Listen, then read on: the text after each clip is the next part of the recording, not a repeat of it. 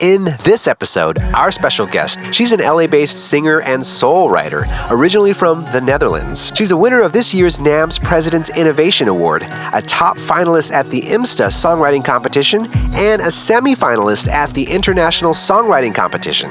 And she's also a featured creator here at VisionQuest Sound. Please welcome Kia. Thanks so much for joining us today, Kia. Yeah, thanks for having me. First of all, congratulations on your new single, Worth It. Yay! Yay!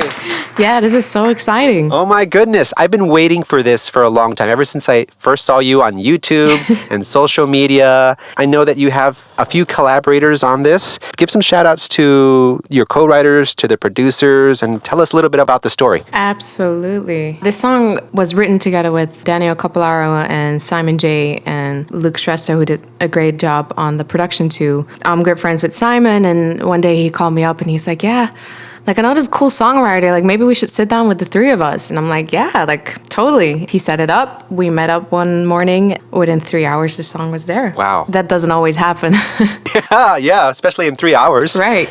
And like everything, like the whole production, and it's about an experience that I had, but it turned into something so much more than just that experience, you know? Sometimes a song gets bigger than what you intended to be. Let's give it a listen.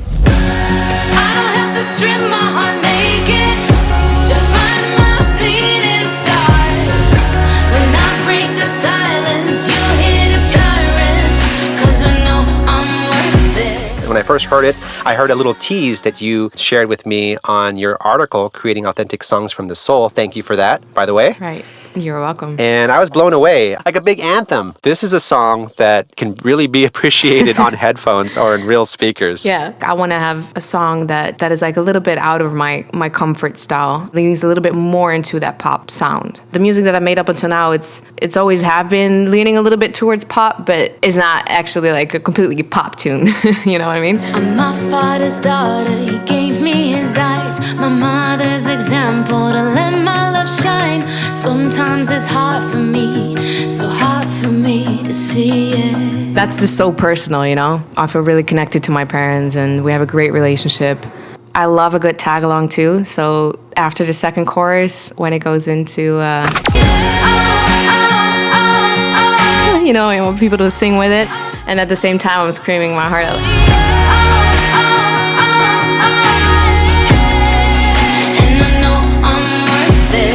Take us back to little Kia singing Lion King songs. So I want to know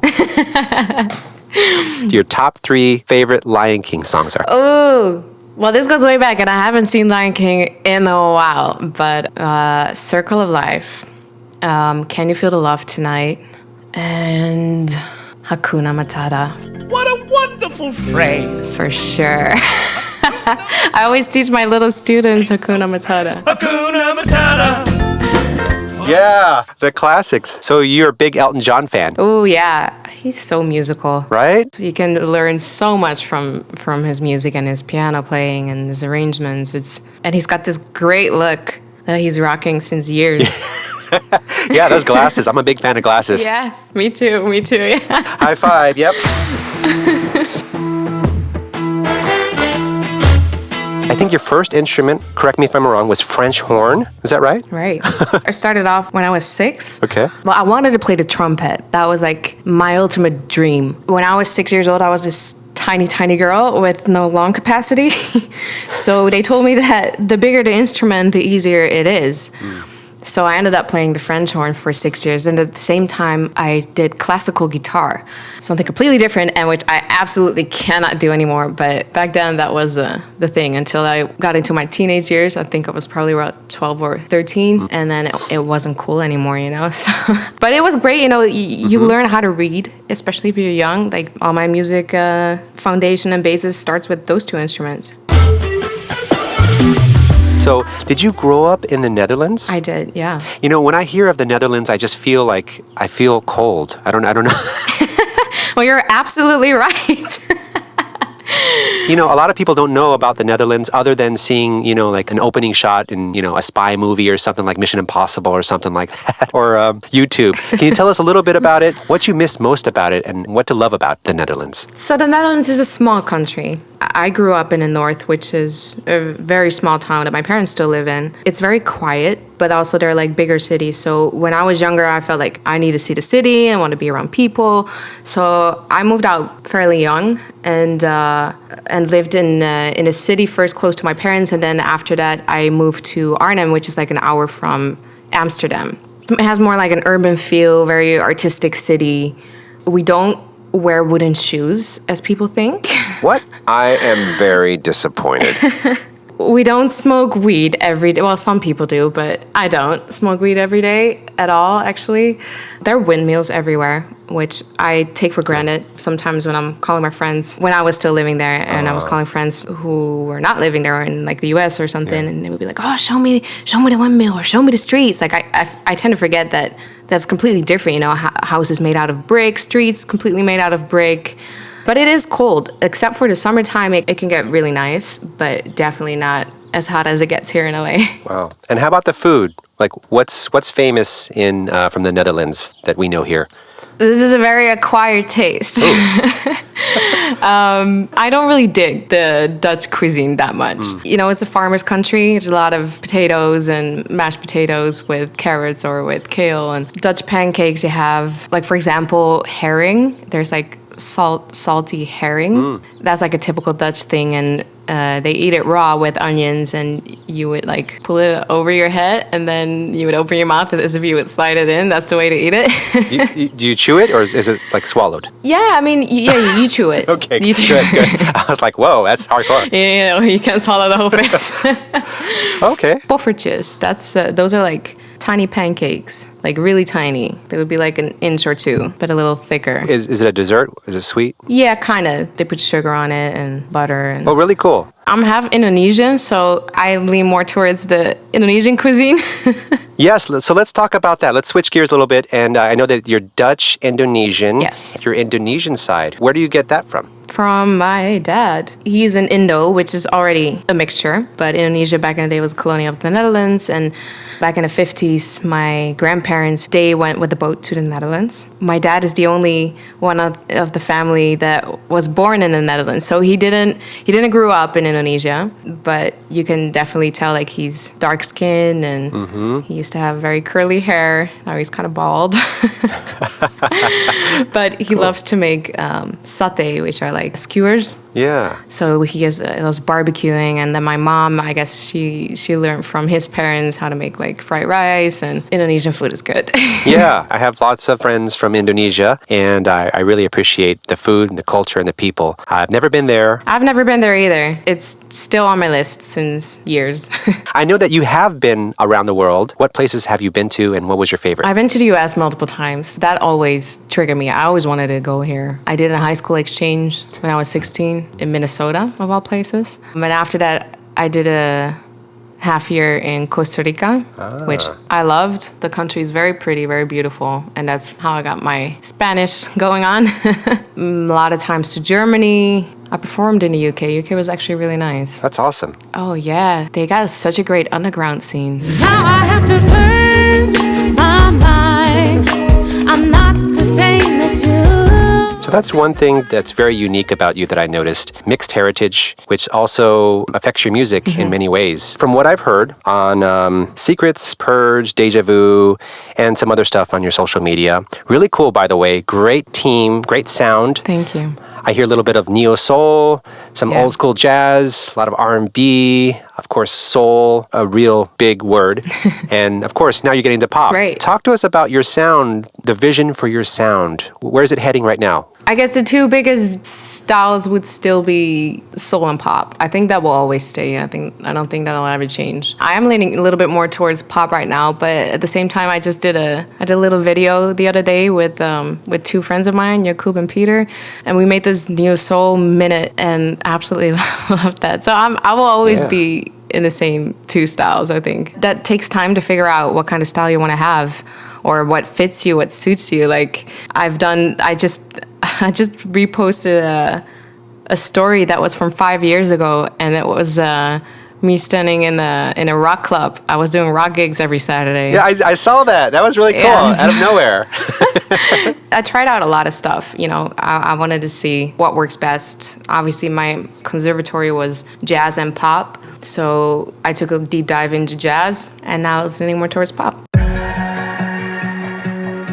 Your resume, your bio, like you're stacked with music education. Yeah. From conservatory, you're classically trained, you grew up from a musical family, I Right. think, right? Everyone played a little something. In a music conservatory in Arnhem, the Netherlands, right? Tell us about that experience. What was the big things that you took away that you learned from being in a conservatory studying in the Netherlands? I think I learned almost everything there. That was a great space for me to develop. I think I came there at the right age too, because I think I was like 21. I did do like a performing arts school before that, and I could have done the conservatory right when I was 16, because I graduated high school when I was 16, but I felt like I wasn't ready back then. And I also had the fear when I was younger, if I would be doing music every day, I would be bored, or music wouldn't be fun for me anymore. But over the years, that kind of faded, and actually, I felt like the more I do it, the more fun it is. When I got into the conservatory, that was first of all an achievement for me, because when I did my audition for it, I didn't have like any expectations. I got in, so I was like, whoa, okay, cool. And I got a great vocal teacher, and she kind of vouched for me too. She was like, I want her. I ended up taking 4 years classes with her, and she became kind of a life coach. And it was just a great space to develop and get a good music foundation of theory and performing a lot and figure out different styles. So they also do like, jazz combos or fusion or Latin. And when you go into your third year, they kind of give you more freedom, so you can actually choose what kind of subjects fit to you and what you want to learn and what you want to get out of the program. And then up until your last year. And also, like, when I came into my last year, like, I did not have the plan to go to LA. Maybe subconsciously, because I had to write a letter when I was in my second year. So one of the goals that I wrote down is, it was a question, where do you want to be in 5 years? I wrote down, I don't know, I might have moved to the States without thinking, because I was, I had a set life there. Not having the goal at all, like, oh, I need to be in LA and I need to do this. Like, that wasn't in my dictionary back then. So when I came to my last year, you have the opportunity to go abroad or do like an academic semester. And my vocal teachers had multiple, but they all said, like, yeah, if you want to do it, you got to do it now. Now is the time. You're still young. You can still do it. After you graduate it, you're not going to do it anymore. And then I thought to myself, you know what, they're kind of right. And I was thinking to myself, well, where would I want to go when I would go away, and what do I want to get out of it? Because I was there for vocal performance, but I was working a lot on my songwriting, and so I decided to do a songwriting semester. And I looked up schools in LA, and I found one, and was able to do the exchange there. So that was the first time when I came here to LA in 2017. I fell in love. Wow. Congrats for following your heart and taking the leap of faith. Yeah. You mentioned, it's been 2 or 3 years now, right? Almost 3. Yeah, I still had to go back then, so that was only for 5 months, and then I had to go back and graduate for the rest of the year. And within that half year, I just kept thinking, like, I feel like I need to go back. So I researched everything in my power to see what school would fit and how I'm going to get that together financially, because this city ain't cheap. Yeah, it's definitely tough. I'm glad that you did that. And even though you mentioned that you're a late bloomer, you caught on a little later on with the vocals, like you were 17. Right. What a turnout. Oh my goodness. Yeah, you're classically trained. And then how did the R&B, the neo soul, how did you get into that? And talk about some of your influences, because you have a pretty unique, soulful style. I didn't really listen a lot to R&B music when I was younger. My sister was always the one who did that, so I would hear it one way or another. But back when I was younger, I was more into pop music. When I got more into performing, and I guess I had a little bit of interest into R&B side when I started singing, because I felt like, oh yeah, this kind of fits my voice. It feels comfortable. And then the real overlap came when I really got into jazz right after neo soul. and R&B. So I think some examples that or influences that I have for like the older neo soul would definitely be like Erykah Badu, Lauryn Hill. I love Lauryn Hill. When I heard her rapping, I was like, I need to write raps. that's so cool. Oh yeah. So I started writing. Like, you hear it in Deja Vu. There's like bars in there. I hear it in your music in general. That's kind of your vibe. It breathes. I hear a little bit of Erykah. I hear a little bit of Lauryn. And you're grooving. Even in your talk, you got that soul. Keep it going. Yeah. Okay. And then, Hydus Coyote. Don't forget that one. So musical. I'm the king, I'm the queen, I'm the sender, I receive. I'm the patient, I'm the doctor, I'm the knight in shining. What kind of challenges do you face as an independent artist in LA, being from abroad during quarantine? Yeah. I know it's a thing. Nowadays, you need to be so much more than just an artist that makes music. I feel like if you're an independent artist, it's so important to have a good network. But at the same time, you got to be as versatile as you can in terms of mastering other disciplines like PR, marketing, social media. It's almost like you need to be a company and you are the brand. And if you don't know how to do that, you got to hire people to do that. But obviously, to hire people, that costs money. So one of the biggest challenges that would be for me, and still is actually, is that financially. It's been tough because if you move to the other side of the world, that already costs a lot. And then I budgeted everything out over the span of 2 years of my master's degree, because my master's degree is expensive too. Luckily, with the help of scholarships and stuff like that. But on a student visa, you're not allowed to legally work, so there's not a lot of money coming in either. So then the question is, how are you going to pay for studio time, engineer time, producer time, PR, marketing, videographer, graphic design? Like, that's been a really big challenge. So that's where the good network comes in. Beside that, you just got to figure out how to do as much as you can yourself. Yeah, it's so important today, building a team, finding the right people. Oh, yes. Collaborating. Absolutely. And giving. So everything that you said, those are all common themes that we have here on VisionQuest Sound and our podcast. So I'm glad that you brought that up. Would it be so much easier if I just listened? I know before this whole quarantine, you were getting ready to, as musicians, as artists, we thrive on performing, right? That's what we do. We're live, we're real performers. Right. I know Alfie is your bass player, Nia. Can you give some more shout outs to the musicians who've helped you and performed with you? The people that you call your team. The team is pretty big.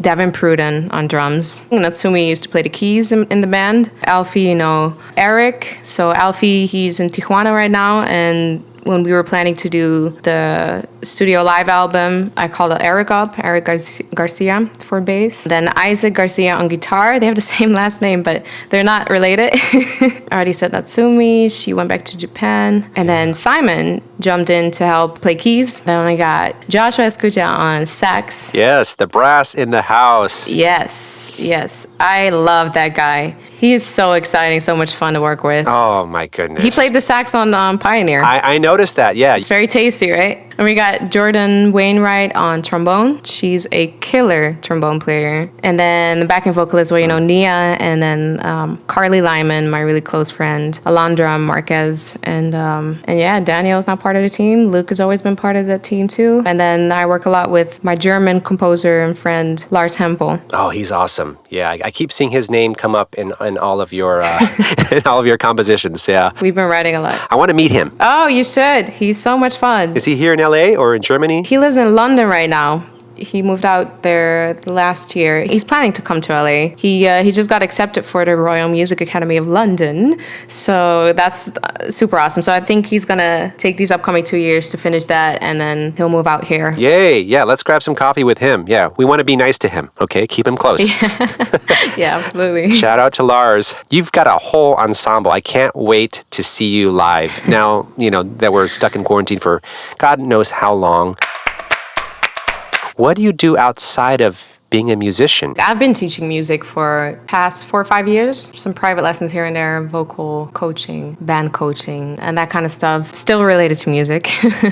I guess I really love to organize. I organized a couple of festivals back in the Netherlands. One of them was actually my final recital, where I organized a whole open air music festival. So I'd love to maybe do that here when things go back to normal. I had a plan in mind to maybe set something like that up. Yeah, I like that idea. Maybe we can talk about that, in an upcoming Yeah. episode or something on how we can help each other. Oh yeah, that'd be great. I'm trapped in this maze. Skyscrapers are looking down at me. Feels like a gray sea. How many languages do you speak? About 4.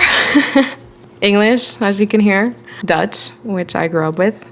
And then in school, I learned German. When I did my high school exchange, I learned Spanish. Cool. Can you teach me how to say welcome to the VisionQuest Sound podcast in Dutch? Ja. Welkom bij de VisionQuest Sound podcast.